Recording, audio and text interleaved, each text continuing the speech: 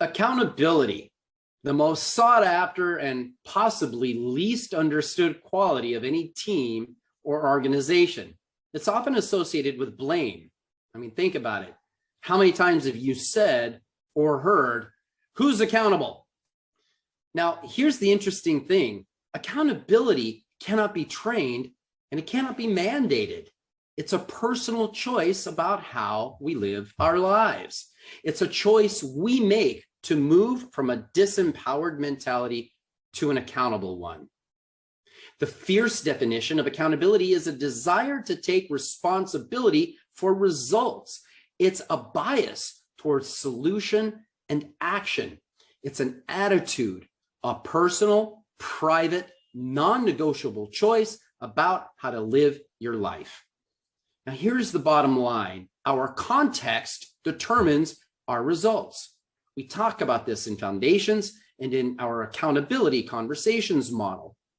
And we facilitators will often say, "I'm not going to ask you to justify your context because I know you can." For example, if you feel the cards are stacked against you, I know you'll be able to prove yourself right about that, no doubt. But the more important question that we should ask of ourselves and others is, are you getting the results you want? And if not, how might you expand your context to get those results? When we're not aware of our context and the way it impacts our results, we can easily fall into a disempowered mindset. In other words, we may feel that the cards are stacked against us. We see other people as the problem. We see the situation as the problem. We see the circumstances as the problem. It's not our fault and it's out of our control. And guess what? We're probably right about a lot of that. Now, as leaders, we need to model accountability for others around us since it can't be trained and can't be mandated. Everyone around us is observing us and watching how we as leaders deal with challenges and adversity.